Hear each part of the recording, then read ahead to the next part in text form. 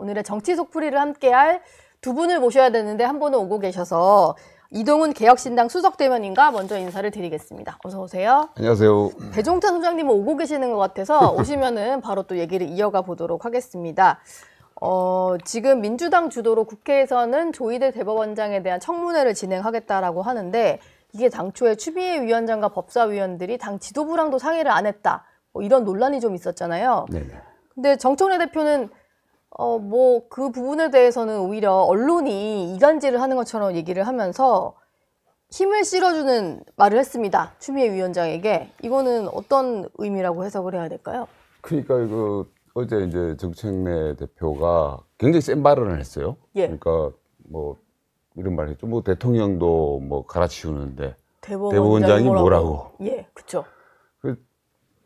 그 말 자체가 굉장히 센 말이고 이제 독선, 오만 이런 것들이 그대로 묻어나는 발언인데 네. 그런 것들을 이제 서슴없이 했단 말이에요. 그래서 사실 지금 여권 전체가 어떻게 보면 이 사법부 압박, 조희대 대법원장을 이제 몰아내기 위해서 한마디로 말해서 좀 난리를 친다 그럴까요? 예. 좀 아수라장 같은 그런 분위기예요. 그게 왜냐면은 그제 이제 이재명 대통령이 뉴욕 유엔 총회 가가지고 네. 연설을 했지 않습니까? 예. 그래서 이제 END 구상이라고 나름대로는 이제 막 힘을 줘가지고 뭔가 만들어내가지고 구상도 얘기를 발표를 했는데 그 뉴스 자체가 물론 뭐 다루긴 했지, 언론에서 다루긴 했지만 정청래 대표의 그 센 발언에 묻혀가지고 별로 주목을 못 받았단 말이에요. 네. 그래서 이게 여권에서 도대체 이게 뭘 어떻게 하려고 하는 거냐. 지금 그런 걱정이 들더라고요. 그래서 예. 이제 금방 말씀하셨다시피 추미애 법사위원장이 그 조희대 청문회를 추진을 할 때만 해도 네. 이게 그 대통령실이나 여권 내 어떤 원내 지도부에서는 좀 제어를 하려고 하는 느낌 아닌가 이런 생각이 들었는데 그렇지가 않더라고요. 정청래 대표는 또 한 걸음 더 나가버리고. 그러니까요. 예, 그러니까. 아예 이 대통령도 갈아치는데라는 발언이 대법원장도 그렇다면 탄핵할 수 있다 뭐 이런 식으로 해석이 되니까 조금 더 나간 발언 같다는 생각이 드는데 그럼 지금 뭐 이렇게 강성 위주로 굴러가는 뭐 그런 상황이라고 봐야 될까요? 그러니까 이게 이제 지금 저는 예. 지금의 여권의 상황, 사법부를 압박하고 있는 것들이 네. 기본적으로는 지난 대선 때 이재명 대통령 후보를 향해 가지고 겨냥해서 사법부가 네. 그 선거법 위반 파기환송을 대법원에서 하면서 여권 전체가 큰 위기감을 느꼈지 않습니까? 그 당시에. 그랬죠. 그러니까 5월 1일로 기억되는데 6월 3일 이제 대선이니까 네. 한 달 앞두고 대법원에서 선거법 위반을 했다라고 하면서 파기환송을 해버렸잖아요. 유죄 취지로. 그러니까 이제 당시에 여권 사람들이 굉장히 놀랐어요. 네.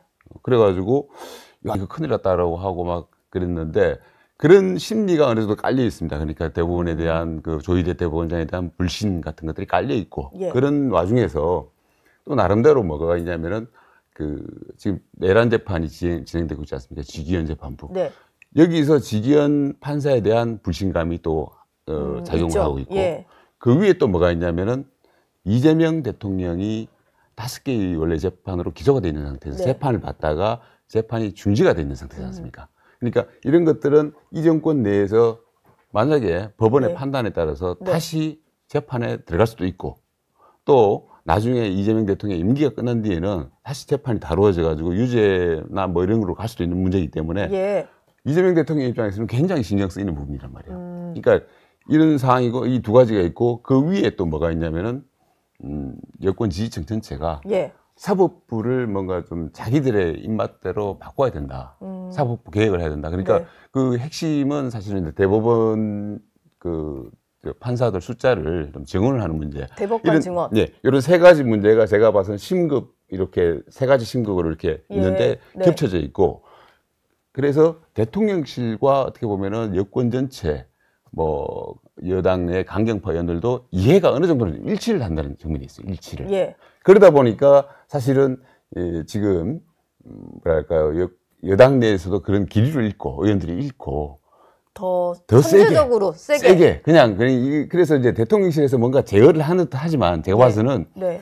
그 바닥에서는 교감을 하고 있다고 저는 봐요. 공감을 하고 있다고 봐요. 그러니까 어떤 식으로든 조희대 대법원장은 사퇴를 시킨 것이 맞다라고 저는 대통령실에서 그럼 생각합니다. 어찌 보면 약간 국합, 배드캅 역할 분담일 수도 있고 네네. 약간 이견처럼 보이는 거는 약속 대령 같은 걸 수도 있고 뭐 그런 거네요. 그러니까 초기 기억하시겠지만은 그 우리 그 100일 기자회견 때 예. 100일 기자회견에서 이재명 대통령이 그 말을 하지 않습니까? 그 내란 재판부 전담 재판부가 왜 위헌이냐? 그랬죠. 그러면서 이제 네. 선출 권력 우위론이라는 걸 얘기를 하잖아요. 예. 그러니까 그게 사실은 이재명 대통령의 의중인 거예요. 이게 어떤 식으로든 사법부에 대해서 조희대 대법원장을 뭐 좀 쫓아냈으면 좋겠다 이런 내심 그런 건 표출은 안 하지만 네. 있는 것이고 그것이 간접적으로 또 표출된 게 있잖아요. 그 강유정 대변인. 강유정 대변인이 그 기자와의 질문에서 기자가 조희대 대법원장 사퇴에 대해서 어떻게 생각하냐에 대해서 어떻게 생각하냐니까 원칙적으로 공감한다고 네. 그랬다가 원칙적 공감이라는 단어를 썼죠. 그러니까 그런 것들이 사실은 어떻게 보면 대통령실의 의중이랄까요? 네. 겉으로는 표시를 안 하지만 네. 그런 것들이 반영이 돼 있다고 봐요. 속내가 좀 나오고 네네. 있다. 그러니까 그러고 나가지고 예. 대집어 보시면 알겠지만은 그 발언 그 대통령이 100일 기자회견을 하고 나가지고 바로 여당에서 네. 그 이른바 조희대 사자 회동설이라고 있죠. 예.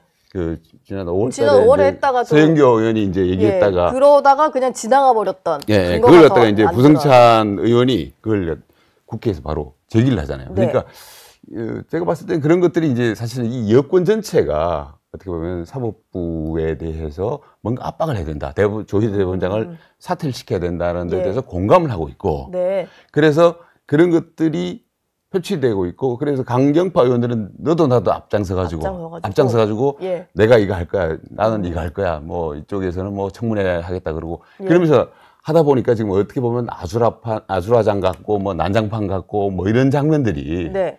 연출되고 있는 거 아닌가. 그래서 제가 봐서는 이 국면 자체가 예. 빨리 마무리되고 그렇게 될 것 같지는 않고 계속 앞으로도 예. 흘러가지 않을까 이런 생각이 듭니다. 지방선거를 겨냥했다는 얘기가 있어서 지금 배 소장님 도착하신 것 같아서 예, 안으로 좀 아유. 모시도록 하겠습니다. 네. 차가 많이 막히죠. 아니 그러니까 지금 이 고가다리죠. 예. 사다리가 아니고 고가다리 이제 공사로 지금 막 소소문 고가차도 그렇습니다. 아침 예. 지금 교통이 정말 끔찍합니다. 예, 끔찍합니다. 제 주변 분들도 그것 그러니까요. 때문에 막 버스 노선 다 바뀌어가지고 막 대혼란이다 그러니까 지금 제 이러시더라고요. 마음은 완전 이미 스튜디오에 와 있었는데 예. 이동훈 수석 대변인이 제 분량까지 다 이게 예. 가져가는 거 아닌가 하면 노심초사하면서 예, 지금 혼자 한 7분 네네. 정도를 힘들었습니다. 채워주셨는데 네네. 그 오신 김에 바로 이거 여쭤볼게요. 저희가 네. 무슨 얘기를 하고 있었냐면 추미애 법사위원장의 주도로 시작된 조희대 청문회 그 정청래 대표는 당 지도부와 사전에 상의는 없었다고 했지만 여튼 힘을 실어주는 발언을 하면서 이게 여권 전체가 힘을 합쳐서 추진하는 방향으로 가고 있는데 진짜 속내는 강경파 의원들 그 세게 말하는 의원일수록 지방선거 때문에 더 그러는 거다 이런 해석이 좀 나와요. 보니까 뭐 추미애 법사위원장도 그렇고 김용민 법사위 간사 같은 경우도 경기지사 얘기가 나오는 것 같고 그렇죠. 일부 의원들은 실제로 뭐 거론되는 분도 있고 선언한 분도 있고 뭐 그렇더라고요. 이 연관관계는 어떻게 봐야 될까요?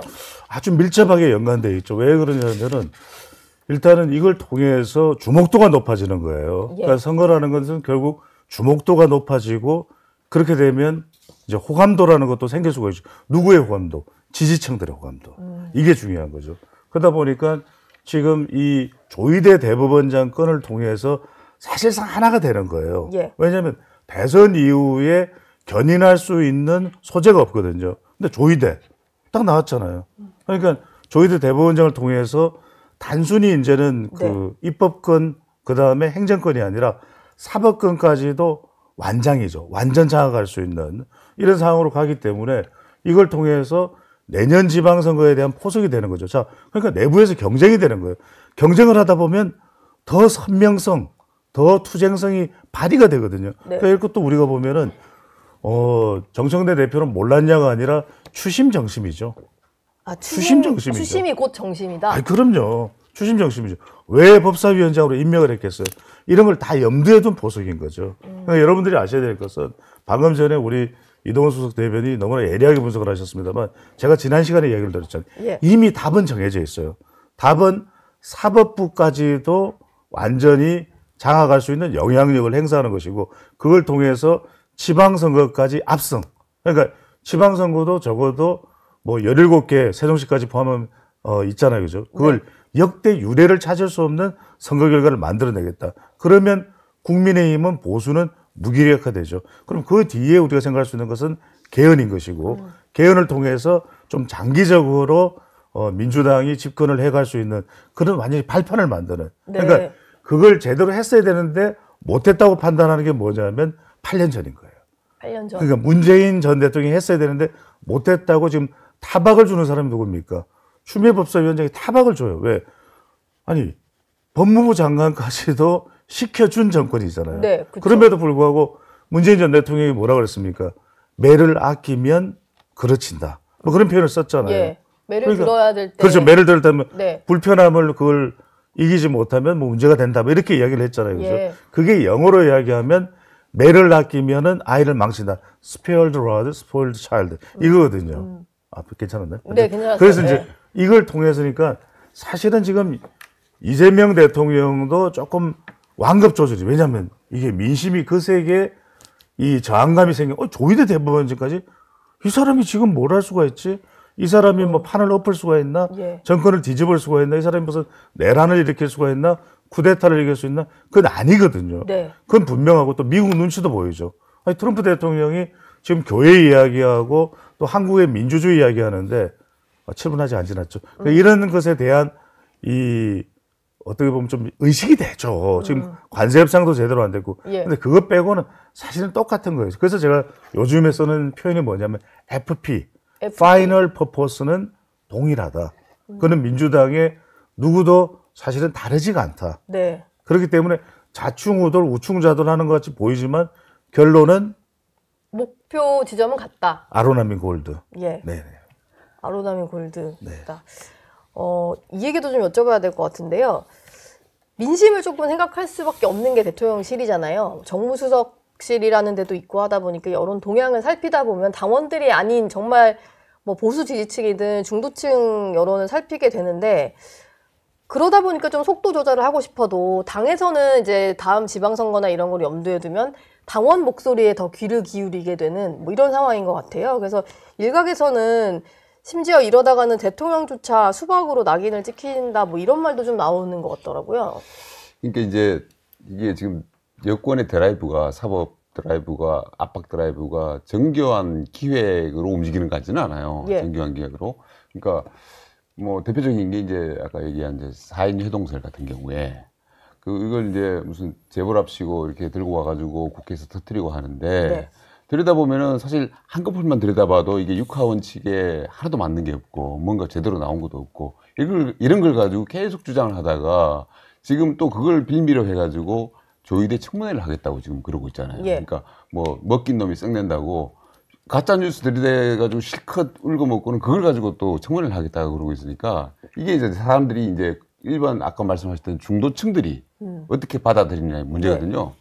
그 당원들이야 제가 우리 지난 대선 때 조희대 대법원장에 대한 뭐랄까요 굉장한 분노가 깔려 있기 때문에 뭐라도 압박을 하고 하는 것에 대해서 동의를 다 할 거예요. 예. 어떤 식으로 하는 거예요. 네. 그렇지만 당원들만 가지고 앞으로 이 국정을 운영할 수가 없고 드라이브를 끌고 갈 수가 없기 때문에 대통령실도 상당히 고민을 하고 있다고 저는 듣고 있어요. 그러니까 기본적으로는 사법개혁에 대해서 동의는 하지만 네. 지금 이런 식으로 끌고 가가지고 정청래 대표처럼 그렇게 강성 발언 쏟아내고 대통령이 유엔 총회 가가지고 한샷 잡았는데 뭐 구상 밝혔는데 신문에 말이에요 다 이렇게 예. 정청래 대표가 또 덮어버리니까 그런 부분에 대해서 대통령실에서는 굉장히 곤혹스러워하고 뭔가 정청래 대표에 대해서 조금 컨트롤을 해야 되는 거 아니냐 이런 말들도 나오고 있다라고는 예. 알고 있어요. 그런데 사실 정청래 대표 입장에서는 당원들만 보고 일단 가서 드라이브를 걸어가지고 내년 지방선거 일단 승리하고 그래서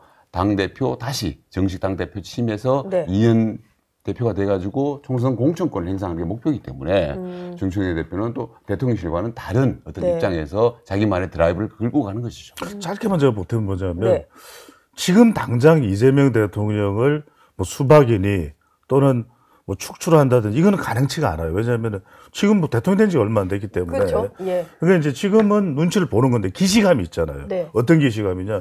아니 추미애 법사위원장과 노무현 대통령의 관계 잘 아시잖아요. 한때는 노무현 대통령의 왼쪽에는 정동영이 있고요, 오른쪽에는 추미애가 있어요. 근데 그 추미애 법사위원장이 당시에 떠나버렸잖아요. 네. 열린우리당을 떠나서 민주당으로 가지 않나요? 네. 그러면서 삼보일비하면서 노무현 정권에 대해서 반대를 했던 거예요. 근데 지금 또 법무부 장관을 시켜준 문재인 전 대통령에 대해서도 막 쓴소리를 퍼붓는단 말이에요. 예. 그럼 아직까지는 이재명 대통령이 그 단계는 아니야. 근데 언제 그 시점이 오냐면 지금 정청래, 그 다음에 추미애, 그 다음에 김어준 같은 목소리예요. 네. 이들은 뭐냐면 똑같이 이 마지막 FP가 똑같습니다. 그런데 이제 대통령이 여기에 대해서 지금은 대통령도 보면은 조금 다른 목소리를 내는 듯 하다가 내란 전담대본부가 왜 문제가 되죠? 네. 비슷한 목소리를 또 내요. 네. 이건 왜냐면 의식을 한다라는 거예요. 근데 언제쯤 이게 틀어질 수 있냐? 지방선거 뒤에. 지방선거에 압승을 하고 사법권까지 완전하게 이제 정리가 됐다고 생각하는데 그때는 생각해 보세요. 그때는 오히려 입법권, 미래 권력이 더 목소리를 낼 수가 있거든요. 네. 그때는 정말 이재명 대통령에 대해서도 쓴소리가 나올 가능성이 높다는 거예요. 내년 지방선거가 지나고 다음 전당대회가 뭔가 좀 그런 그렇죠. 국면이 올 수 있겠군요. 어제는 이제 다음 달부터 국감이 있다 보니까 국감에서 기관 증인을 채택하는 걸 놓고 좀 논란이었는데 보통 운영위가 대통령실 국감을 하다 보니까 늘 문제가 됐던 건 민정수석이 나오냐 안 나오냐 이 정도였지 총무비서관은 늘 나왔던 사람 같아요. 대통령실 윤석열 정부 때도 생각해보면 윤재순 비서관 나와서 여러 가지 답변한 기억이 나는데 이번에 김현지 총무비서관의 증인을 채택하지 않겠다. 민주당에서 이렇게 얘기를 했거든요. 이게 1992년 이후에 총무비서관이 안 나온 적이 한 번도 없다라고 해서 이거 너무 지나친 특혜 아니냐 논란이 있는데 왜 이렇게 민주당은 빼겠다라고 하는 걸까요? 저도 어제 이 뉴스를 보고 그 민주당이 도대체 정부 감각이 있는가라는 생각을 했어요. 그러니까 이게 김현지 비서관에 대해서 이제 명목을 대는 게 야당에서 정치적인 논쟁거리를 만들 거기 때문에 선제적으로 그냥 정인을 채택 안 하겠다 이런 식으로 얘기를 하더라고요. 그러니까 괜히 이런 식으로 정인해서 빼는 것이 뉴스가 되면서 오히려 김현지 비서관에 대해서 더 뉴스가 돼버리고 김현지 비서관이 뭐 나오든 안 나오든 너무 주목을 받게 돼가지고요. 그러니까 과거에 정부에서 총무비서관이라는 자리는 사실은 굉장히 핵심 실세들이 뭐랄까요 비서는 아니고 비서 중에서 그야말로 실세들이 가 있는 자리잖아요. 살림살이 다 하니까. 그렇습니다. 그러니까 박근혜 대통령 때도 이재만 비서관 이런 분이 아주 이제 실세였는데 그런데 굳이 그런 것들을 갖다가 김현지 비서관이 과연 어떤 분인지 잘 모르겠습니다. 비엘이 가려져 있고 경력도 모르겠고 어딘 학교도 어떻게 나온지 잘 알려지지 않은데 굉장히 실세라고는 하는데 그런 부분을 갖다가 다시 한번 주목을 받도록 이런 식으로 하는 것 자체가 제가 봐서는 민주당에서 오히려 김현지 비서관을 디스하려고 그러는 거 아닌가 이런 생각도 들던데 모르겠습니다. 그러니까. 그럼 오히려 진짜 말씀하신 대로 괜히 좀 논란이 일으켜지고 김현지 비서관이 정말 진짜 실세인가 보다 이렇게까지 좀 증인으로 안 부르려고 하는 거 보면 이런 해석이 또 되다 보니까 이게 이제 대통령을 의식하는 거죠. 왜냐하면 이재명 대통령과는 김현지 비서관은 정말 한 몸이라고 할 정도로 밀착이 돼 있는 관계예요. 그러니까 이제 이전 성남시장 시절부터 쭉 함께 해왔단 말이에요. 의원 시절에도 의원 회관에도 같이 있었고. 그러니까 사실 이재명 대통령의 일거수일투족을 다 하는 사람이 김현지예요. 그러니까 이제 인사까지도 관여한다는 이야기가 나오거든요. 이건 일단은 이 운영위원회에 나가지 말라고 하는 것은 대통령을 의식해서 또 하나는 뭐냐면 김현지 비서관 나오면 엄청난 스포트라이트를 받을 거예요. 사실상. 그렇죠. 사실 그 언론사들은 자료 화면이 너무 없어가지고. 그러니까요. 왜냐하면 그동안 노출이 안 됐단 말이에요. 이게 노출이 되면 어떤 일이 생기냐면 질문박 들어간단 말이에요. 아니 김현지 비서관 그때 2003년 전면에 이재명 대통령이 그 당시 뭐라고 했었다는 거예요? 막 이러고 하면 서로 막 설전이 벌어지고 아수라장이 되겠죠. 근데 그 상황에서 이 총무비서관의 표정이라든지 약간 누군가를 째려볼 수도 있을 거 아니에요. 뭐 질문에 대해서 국민의 그러면 그것 자체도 부담이 되는 거예요. 그러니까 이제 여러 가지 실세라고 하는 것에 대한 것도 부담이 되는데 눈빛이라든지 발언 한문 잘못했다가 와이 째림이 뭐 이렇게 되면은 이것도 정말 엄청난 파장이 될 수가 있거든요. 그냥 아예 내보내지 않는 게 좋겠다. 그만큼 이재명 대통령은 주변에 있는 사람들이 노출되는 게 신경 쓸 수밖에 없어요. 김현지, 이화영, 김용, 정진상. 정진상도 거의 안 드러나잖아요. 예. 그러니까 이런 사람들이 드러나서 뭔가 말을 한 말씀 뻥! 어떻게 터질지 몰라요. 그러니까 그걸 지금 우려하고 있다 이렇게 봐야 되겠죠. 근데 그러다 보니까 계속 아무튼 이게 국감 때 내내 논란이기도 하고 진짜 나오나 안 나오나도 국민들까지도 관심을 보게 될 것 같고 만사형통이다 이런 얘기가 있었잖아요. 그러다 보니까 이분이 진짜 어떤 일을 하는지에 대한 궁금증은 더 증폭이 되는 것 같아요.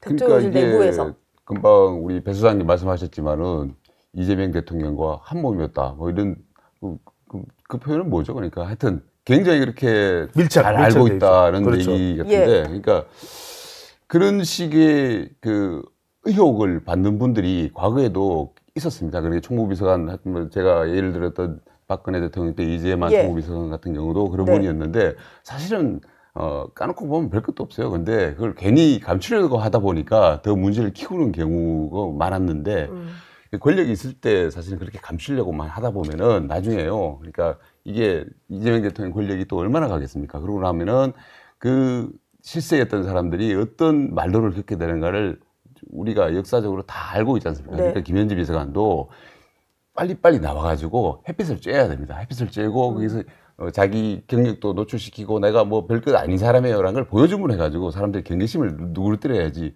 지금 이런 식으로 해가지고 진짜 비스테리하고 저 사람 뭐지? 뭘 갖고 있는 거야? 이런 식으로 네. 의문을 갖게 되면요. 예. 나중에 진짜 큰 코 다칩니다. 권력 끝나고 나서 큰 코 다치니까 저는 김현지 비서관이 그냥 자기가 자원해가지고 나와가지고 저 아무것도 아닌 사람이니까요. 제가 그냥 앞으로 공무원 열심히 할 테니까 저 건드리지 네. 마세요. 라는 식으로 그런 식으로 원론적인 입장 표명하시는 게 예. 저는 맞다라고 생각합니다. 오히려 자발적으로 나와야 된다.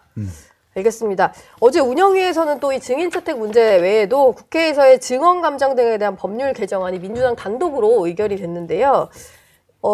이게 보통 상임위에서 허위로 증언했을 경우에는 고소 고발이 가능한 상황인데 특위 같은 경우는 활동이 종료돼 버리면 그게 안 되다 보니까 특위 같은 경우도 활동 기간이 끝난 뒤에 위증이 드러나면 국회의장 명의로 고발할 수 있게 하겠다 이거예요. 근데 이게 그러다 보니까 아무래도 지난번에 어떤 계엄과 관련된 특위 관련해서 한덕수 전 총리나 정진석 실장을 그렇죠. 겨냥한 거다.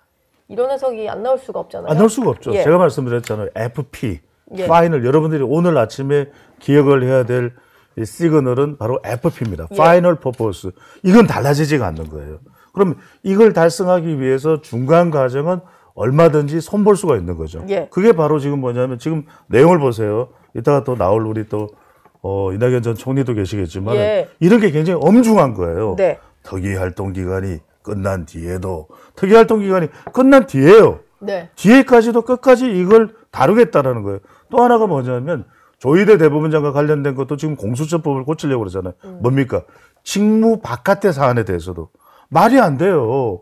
그럼 무슨 신상 정리 다 이렇게 탐색을 하겠다는 거 말이 안 되는 거잖아요. 이것들이 뭐냐면 일종의 가정은 이렇게 손을 봐서 줄 처리, 말 그대로 빠져나갈 구멍들을 다 없애서 여하튼 이 국면을 계속 이어간다. 아까 뭐 우리 이동훈 수석 대변인은 뭐 내년 지방선거 이렇게 말씀을 저는 정권 내내 가요. 이게 왜 그러냐면 문재인 정부 때는 적폐청산을 하다가 은근슬쩍 말아버렸잖아요. 그죠? 그때 그런데 그러고 나서 막 급한 후회가 왔을 거예요. 그때 그랬어야 되는데 정권이 교체돼 버렸잖아요. 그러니까 이제는 아예 빠져나갈 수 있는 구멍 자체를 다 차단하는 거죠. 어떤 수단 방법이든 가리지 않고. 네. 그게 지금 전개되고 있는 거예요. 보십시오. 특위활동 기간이 끝난 뒤에도 어떻게 한다. 공수처법에 대해서도 직무 밖의 사안에 대해서도 수사를 한다. 수사를 한다. 이게 어떻게. 요거는 제가 이제 한마디만 더 붙여야 되는 게 뭐냐면은 이게 소고비법일 수가 있어요. 예. 그래서 이제 헌법에서 소고비법을 못하도록 돼 있는데, 네. 처벌을 못하도록 돼 있는데 지금 그걸 이건 하겠다는 소급을 거잖아요, 하겠다는 사실. 거니까. 그러니까 이미 이제 특위가 끝났고 그런 상황인데, 근데 사실은 이게 지금 국회에서 이거를 갖다가 벌써 여러 차례 문제 제기가 있었습니다. 그 전에 이제 박근혜 국정농단 때도 네. 유사 사례가 있었어요. 그러니까 특위가 끝나고 나가지고 위증 사실이 드러났는데 고발을 했더니만은 법원 가가지고 이거 그 항소 기각이 돼버린 거예요. 네. 이거는 저 법에 해당되지 않는다. 그리고 가습기 살균제 때도 특위 때도 이런 일이 있었어요. 위정했더니만은 그랬는데 그때도 이제 사실은 법을 고쳐야 된다라는 얘기가 많았는데 네. 그때는 안 하고요. 지금 뒤늦게 또 하고 있는 거거든요. 이게 지금 약간 논란이 될 법한 입법 사항이 워낙 많다 보니까 이게 논란을 또 논란으로 덮는 건지 지금 기억이 안 날 정도로 뭐 무리해서 단독 추진하는 게 꽤 많은 것 같아요. 실제 처리되는 것까지 한번 봐야 될 것 같습니다. 저희가 좀 마무리할 시간이 다 돼가지고 마지막 네. 질문을 좀 드릴까 하는데 국민의힘 같은 경우는 이런 여러 가지 그 집권 여당의 문제점을 알리겠다라고 하면서 장외로 나간 상황인데 이번 주말에는 서울에서 장외 투쟁을 계획을 하고 있잖아요. 근데 이 전략에 대해서 좀 회의적인 시각이 있는 것 같아요. 너무 빨리 나간 거 아니냐? 명절 조금밖에 남지 않은 상황인데 장외투쟁 다음에 그 뭐 할 게 뭐가 더 있냐? 뭐 이런 지적이 있더라고요. 이게 중요한 거거든요. 왜냐하면 우리가 지난번에도 말씀드렸는데 3P 짧게 네. 말씀드릴게요. 네. 그러니까 중요한 것은 지금 이념 가지고는 전쟁이기 때문에 어떻게 손설 겨를이 없어요. 안 돼. P 플러스 P는 안 돼요. 네. 그럼 피플인데 사람은 지금 뭐 집권 여당 내에서도 뭐 이러쿵 저러쿵 서로 뭐 박희성 의원의 경우에는 지금 내란전담 재판부가 위헌이다 이런 이야기를 할 정도거든요. 예. 그런 이야기를 하는 사람들이 내부에 있어요. 네. 그러니까 그런데 지금 국민의힘도 보면은 뭐 친윤계, 친한계, 전환길 수습이 안 돼요. 그러니까 오직 할 수 있는 것은 국민들의 마음을 끌어당기고 지지층도 결집하면서 중도층까지 빨아들일 수 있는 것은 팔러시, 예. 이슈 파이팅을 한다. 굉장히 정교하게 노란봉투법도 노란봉투법 반대 이러면 안 돼요. 노란봉투법 매우 정교한 그 부분을 하나의 다 키워드를 잡아가지고 이건 아니잖아 이렇게 하고 검찰 조직 개편과 관련한 것도 뭐 예. 중수청이든 행정안전부로 간다든지 이런 것도 이런 건 아니잖아. 네. 이런 걸 굉장히 적극적으로 하면서 그걸 현수막이라든지 이런 것과 해서 입체적으로 하나의 통일된 그걸 가지고서 메시지를 막 밀어줘야 되거든요. 예. 그러니까 그런 정교함이 있느냐. 결국은 악마도 천사도 디테일에 있다. 네. 그걸 국민의힘이 할 수 있으면 효과적인 것이고 못하면 우왕좌왕 좌왕우왕이 되는 거죠. 지금까지는 좀 어떤 것 같으세요? 배 소장님 말씀대로 약간 우왕좌왕 느낌인가요? 제가 보기에는 이제 국민의힘의 문제는 예. 뭐 남의 당이니까 뭐 간단하게 얘기할게요. 그러니까 지지층이 너무 노쇠화돼 있어요.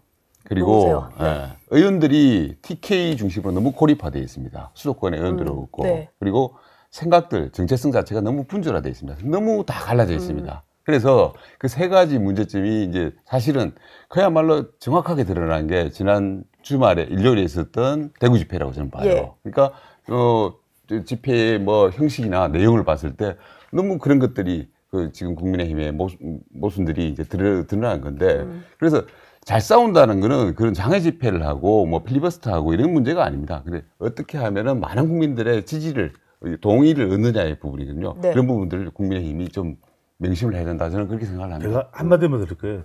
우리 다음 바로 출연하실 분이 이렇게 말씀하실 것 같아요. 예. 세네카는 말했습니다. 정교해야 합니다. 예. 네. 세네카는 네네. 말했습니다. 네네. 진짜로 그렇게 말씀하시는지 제가 한번 여쭤보도록 하겠습니다. 두 분 말씀은 여기서 마무리하겠습니다. 고맙습니다. 네, 감사합니다. 감사합니다. 저희 영상 많이 시청해 주시고요. 좋아요, 구독, 댓글, 알림 설정 꼭 부탁드리겠습니다.